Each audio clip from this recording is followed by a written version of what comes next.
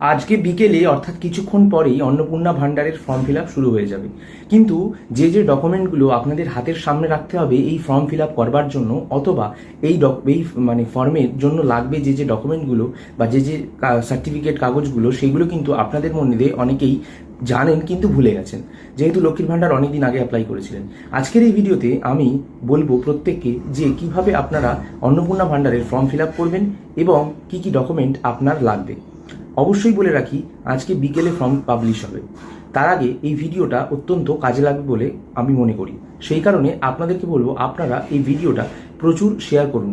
Facebook থেকে যারা দেখছেন পেজটিকে ফলো করবেন, ইউটিউব থেকে যারা দেখছেন চ্যানেলটিকে সাবস্ক্রাইব করবেন, ইনস্টাগ্রাম থেকে যারা দেখছেন আমাকে ফলো করবেন। সবার প্রথমে বলি, অন্নপূর্ণা ভান্ডার নিয়ে যে তথ্যটা আমাদের হাতে এসছে, সেই তথ্যে আমরা সম্পূর্ণ দেখতে পাচ্ছি কি ডকুমেন্ট লাগবে। তার মধ্যে প্রথম হচ্ছে আধার কার্ড লাগছে। আধার কার্ডের সাথে আপনার মোবাইল নাম্বারটা যেন অ্যাটাচ থাকে।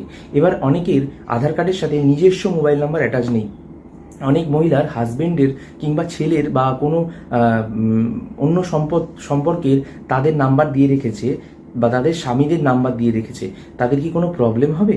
উত্তরে না, তাদের কোনো সমস্যা হবে না। আধার কার্ডটা থাকলেই আপনার নামে হবে।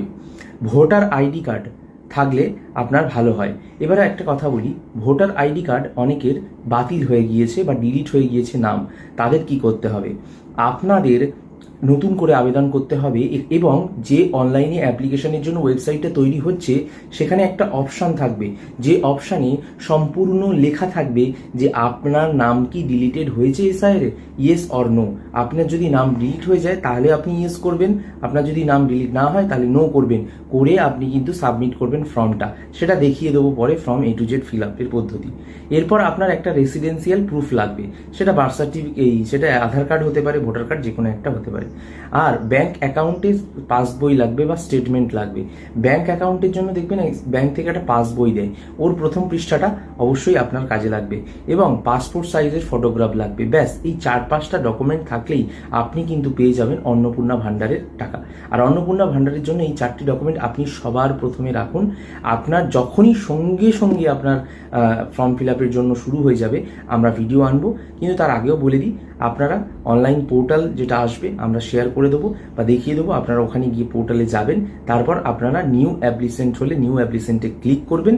আর আপনারা যদি আগে লক্ষ্মীর ভান্ডার পেতেন তাহলে আপনারা অন্নপূর্ণা ভান্ডার স্ট্যাটাস বলে একটা অপশান আছে বা ট্র্যাক অ্যাপ্লিকেশন স্ট্যাটাস বলে আছে, ওখানে ক্লিক করে আপনারা কিন্তু জেনে নিতে পারেন আপনাদের অবস্থাটা কী। এরপর মোবাইল নাম্বার দিয়ে ওটিপি দিয়ে আপনারা কিন্তু জেনে নিতে পারেন। তো এর পাশাপাশি আমি বলি, অনেকে বলছিলেন যে অন্নপূর্ণা ভান্ডার চালু হয়নি, এদিকে লক্ষ্মীর ভান্ডার বন্ধ হয়ে গেছে। এমন কিন্তু নয়, লক্ষ্মীর ভান্ডার কিন্তু চালু আছে। লক্ষ্মীর ভান্ডার, অন্নপূর্ণা ভান্ডার যতদিন না টাকা ঢোকা আপনার অ্যাকাউন্টে শুরু হচ্ছে, ঠিক তার আগের দিন অবধি এই লক্ষ্মীর ভান্ডার কিন্তু চালু আছে। আবার আয়ুষ্মান ভারত যতদিন না চালু হচ্ছে, আবার স্বাস্থ্যসাথী কিন্তু ততদিন অবধি চালু আছে। তাই কোনো সামাজিক প্রকল্প বন্ধ নেই। যেমন মা ক্যান্টিন দেখবেন চালু রয়েছে এখনো, এরকম প্রচুর প্রকল্প রয়েছে যেগুলো কিন্তু চালু আছে এখনো অবধি। শুধুমাত্র আপনাদের সময়ের অপেক্ষা, নতুন নতুন প্রকল্পগুলো ইমপ্লিমেন্ট হবে এবং ওই প্রকল্পগুলো তারপর বন্ধ হবে। মানে এটা চালু হওয়ার পর ওটা বন্ধ হবে, এমন নয় যে এটাকে বন্ধ করে ওটাকে চালু করা হচ্ছে।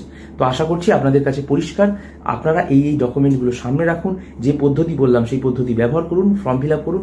আমাদের পরের ভিডিওতে কারা কারা ফর্ম ফিল আপ করার পুরো পদ্ধতির ভিডিও দেখতে চায় অবশ্যই কিন্তু কমেন্ট করুন, তাহলে আমরা সেই নিয়ে একটা বড় ভিডিও আনতে চলেছি।